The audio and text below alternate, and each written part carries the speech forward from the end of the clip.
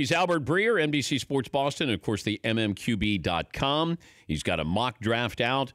I'm not going to mock the mock draft. I want to know about the process of the mock draft, and that's why we've invited Albert to join us now.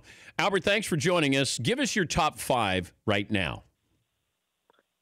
Well, as you might have read there, I have Sam Darnold going first to the Browns, Josh Allen going second to the Giants, Bradley Chubb, the defensive end from NC State, going third to the Colts, Saquon Barkley, the running back from Penn State, going fourth to the Browns, and then Josh Rosen going fifth to the Broncos. And obviously, Dan, there are moving parts here. We haven't gone through free agency, what trades there might be, and so there's a long way to go between now and April. But I can tell you the public eats these things up, and so I made a bunch of phone calls last week. Came up with a list, ran the list by about 8 teams, vetted it, rearranged it a few times, and that was the final product. How do you know somebody's telling you the truth? You know, I've been doing this long enough where I have a good idea of who I can trust.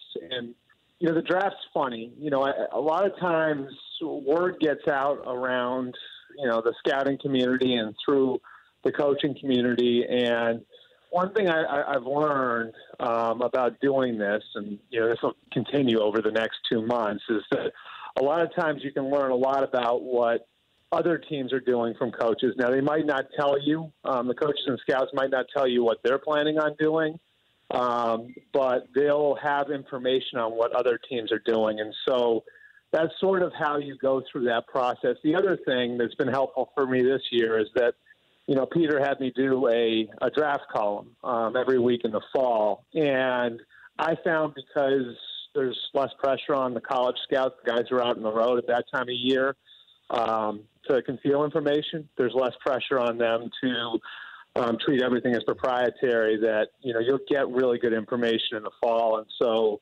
a lot of the conversations I had then, and I've always had those sorts of conversations in the fall, but I had more of them this year, you wind up learning a lot about the players, both their strengths, their weaknesses, who has off-field issues, all of that sort of stuff. So it's sort of just a process you go through where, you know, you learn how to trust, and you also learn how to get reliable information. It feels like Saquon Barkley is the best player in this draft, or at least the guy who skill position. And this is what I've been told by 2 scouts who said he's the best player, but because we're not sure how to evaluate or define what the running back is worth now, that's where it's sort of a fluid market here on running backs. If this was in a previous generation, Saquon Barkley is going number 1, or would it still be a quarterback going number 1 if this was a different NFL? I mean, I take you one better. I say the top 2 prospects in this draft are a running back and a guard, Saquon Barkley and then Quentin Nelson from Notre Dame. And so this is a different type of year in that, you know, those are 2 positions that generally aren't valued very highly by NFL teams. But we've seen a little bit of a rebirth at the running back position, and I think a new prototype's emerged. And what that is the 230-pound guy who can play on all 3 downs, who can catch the ball, who can pass block, who can do everything. And that's what Todd Gurley was. That's what Ezekiel Elliott was. Leonard Fournette's a little bit more of a throwback, but certainly that's what Saquon Barkley is, a guy who can do absolutely everything. And if you want to compare him to guys the last few years, a lot of the scouts that I talk to think he's better than Zeke, better than Leonard Fournette, better than Todd Gurley. And so I don't think there are very many questions about him as a prospect. The biggest questions for the teams drafting up there is, are you comfortable spending that high a pick on a player at that position? And you know what a lot of that comes down to, Dan, is that there are teams that feel like we can get a running back in the 3rd or 4th round, and the guy might not be Saquon Barkley, but we'll gamble that we can find somebody pretty good. There's less of a chance that you're going to find a left tackle or a pass rusher or a corner that late in the draft. So, you know, we should address those needs earlier on and then just find a way to make it work at running back later. And you can look at last year's draft as a good example of that. Like Leonard Fournette, great pick for the Jaguars. I don't think anybody would argue that they did well with the 4th overall pick. But then you look down in the 3rd round and you see the NFL's rushing champion, Kareem Hunt, is sitting there. You know, So you can solve that. you can solve, the question of who's going to be your running back later on in the draft, where at other positions it's a little bit more difficult to do it. He's Albert Breer, themmqb.com, with his mock draft. You can tweet him at Albert Breer, Breer. What do the teams think of Baker Mayfield? I think one of the things that you're going to have to come to a comfort level with, because height is an issue, and you might have to run your offense a little bit differently than you traditionally would, and so there are those sorts of things. I think the bigger question is going to be how comfortable you are with him from a personality standpoint.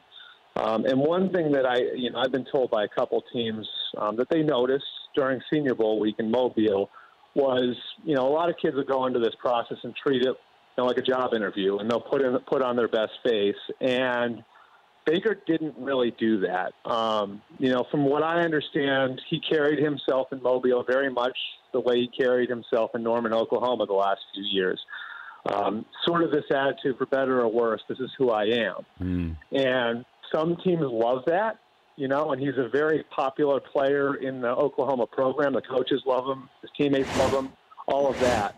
But that personality isn't for everybody. And so I think that's one of the big things we're going to be talking about over the next couple of weeks. Not that he's a bad guy, but he's got a certain swagger to him, and he's got this personality about him. And I think for a lot of teams that are looking for quarterbacks at the upper reaches of the draft, the question is going to be, how does this guy fit in with my coaching staff? How does this guy fit in with our locker room? Because he's already showing signs right now that, this is who he is, and that's not going to change. And so you really are, if you're going to buy into him, you're buying into the guy that he was the last few years at Oklahoma.